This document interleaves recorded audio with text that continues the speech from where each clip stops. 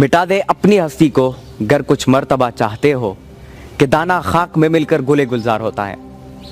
मैं आज अपनी कौम की जो न्यू जनरेशन है, जो मेरी लेवल के, मेरी उम्र के बच्चे हैं, उन सब से मैं मुखातिब हूँ। देखें, अल्लामा इकबाल रहमतुल्लाह अलैह सिर्फ एक शायर नहीं थे, बल्कि जब आप किसी साहिब इल्म और साहिब निगाह शख्सियत से पूछते हैं अल्लामा इकबाल रहमतुल्लाह अलैह के हवाले से, तो आपको उनके हवाले से ये बताते हैं कि अल्लामा इकबाल रहमतुल्लाह अलैह अल्लाह ताला के वो वली थे कि जिनका कलाम न सिर्फ उस दौर के लोगों के लिए, बल्कि आज के दौर के लोगों के लिए भी और आने वाले दौर के लोगों के लिए भी फ्यूचरिस्टिक है। देखें, अल्लामा इकबाल रहमतुल्लाह अलैह का जो शेर मैंने स्टार्ट में जिस तरह मैंने कहा कि मिटा दे अपनी हस्ती को, इस शेर में अल्लामा इकबाल रहमतुल्लाह अलैह ये बात करना चाहते हैं, नौजवान से मुखातिब होकर कहना चाहते हैं कि हमने अपनी ज़ात को, जो मैं है ना, मैं उसको हमने ख़त्म करना है। मतलब जब हम अपने पर्सनल इंटरेस्ट और पर्सनल कॉज के ऊपर बात करते हैं, उसके लिए काम करते हैं, उसको हमने बीच में से हटा देना है। और अल्लामा इकबाल रहमतुल्लाह अलैह यहाँ पर ये फरमाते हैं कि हमने अपने मकसद के ऊपर इतना फोकस करना है, इतना जो है हमने अपने मकसद को डिवोट करना है, इतना हमने अपने मकसद के लिए काम करना है, इतनी मेहनत करनी है कि हम बीच में से अपने आप को ही भूल जाएं, हम अपनी ज़ात को ही बीच में से भूल जाए कि मैं हमाद साफ़ी भी कोई है।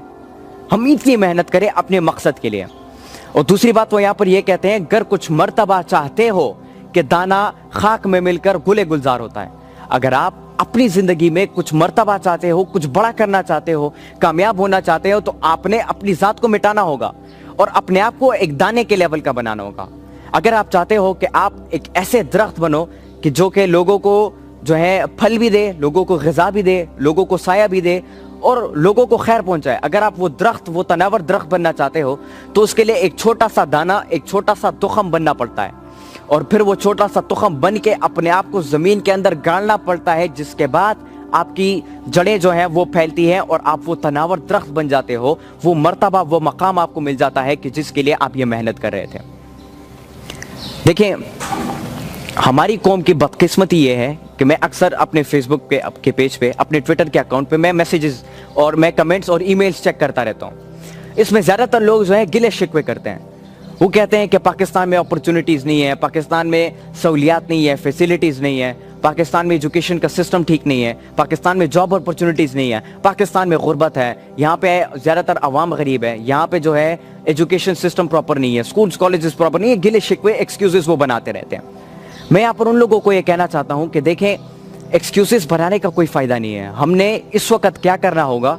हमने अल्लामा इकबाल रहमतुल्लाह अलैह के कलाम को दोबारा समझना होगा, पढ़ना नहीं होगा। पढ़ तो सब लोग रहे हैं। आप स्कूल्स में जाओ, किताबों में बच्चे अल्लामा इकबाल रहमतुल्लाह अलैह के पोइम्स को, उनके अशार को वो पढ़ते आते हैं। दीवारों पे जो है उनके अशार लिखे होते हैं, लोग उनको पढ़ते रहते हैं। लोग पढ़ते हैं लेकिन समझते नहीं है। हमें अब उनके कलाम को समझना होगा। जिन गिले शिकवों की मैंने बात की, उसके हवाले से मैं यहाँ पे बताना चाहूँगा कि देखें,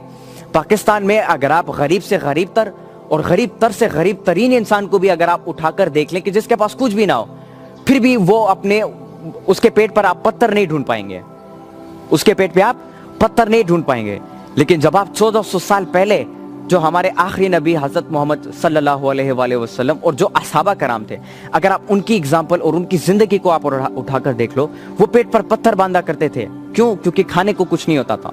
लेकिन पेट पर पत्थर बांधने के बावजूद भी वो 313 बन के मैदान में उतरते थे और 1000 को शिकस्त देते थे। पेट पर पत्थर बांधने के बावजूद भी वो 60 बनकर मैदान में उतरते थे और 60,000 को शिकस्त देते थे।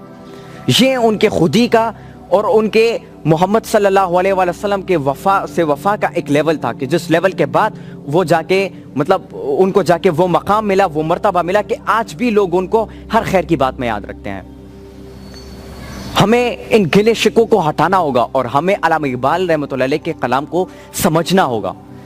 लेकिन अल्लामा इकबाल रहमतुल्लाह अलैह के कलाम तक भी बहुत कम ऐसे लोग हैं जो कि पहुंच पाते हैं और उसे समझ पाते हैं। अगर आप चाहते हैं कि आप अल्लामा इकबाल रहमतुल्लाह अलैह के कलाम को समझें,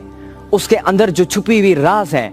उसके अंदर जो छुपी हुई रूह है, अगर आप उसको, जो उसके छुपे हुए जौहर को ढूंढना चाहते हो, उसके छुपे हुए राजों को ढूंढना चाहते हो, اس کے لیے آپ نے خودی کے لیول کو اور محمد صلی اللہ علیہ وآلہ وسلم سے وفا کے لیول کو ایسے معیار ایسے مقام تک پہنچانا ہوگا کہ جس کے بعد خدا بندی سے خود پوچھے بتا تیری رضا کیا ہے،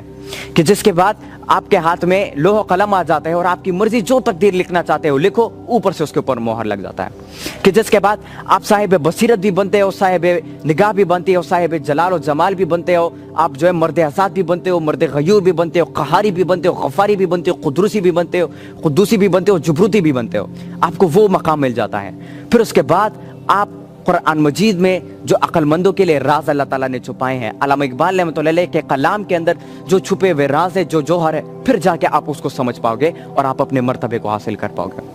تو ہماری بدقسمتی یہ ہے کہ ہم گلے شکوے کرتے رہتے ہیں، ہم حکومت پہ الزام ڈالتے ہیں کہ حکومت ہمارے لیے کچھ نہیں کرے، چونکہ غلط ہے۔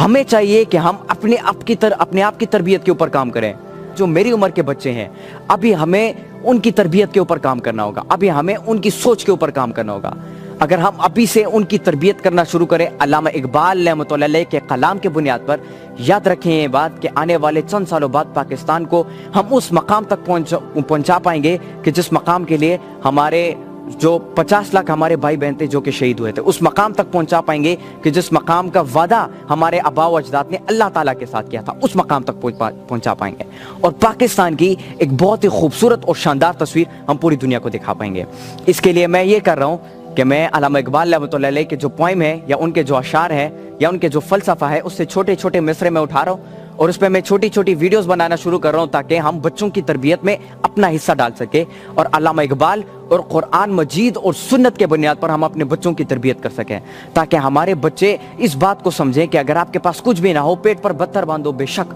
لیکن پھر بھی اپنے مقصد کو نہیں چھوڑنا، پھر بھی اپنے ملک کے لوگوں کے لیے آپ نے کام نہیں چھوڑنا، پھر بھی آپ نے اپنے لوگوں کی خدمت کرنی ہے اور پھر بھی اللہ تعالیٰ کا شکر ادا کرنا ہے، چاہے آپ جس حالت میں بھی کیوں نہ ہو۔ ہماری سب سے بڑی بدقسمت یہ ہے، یہ لاسٹ بات میں کرنا چاہوں گا،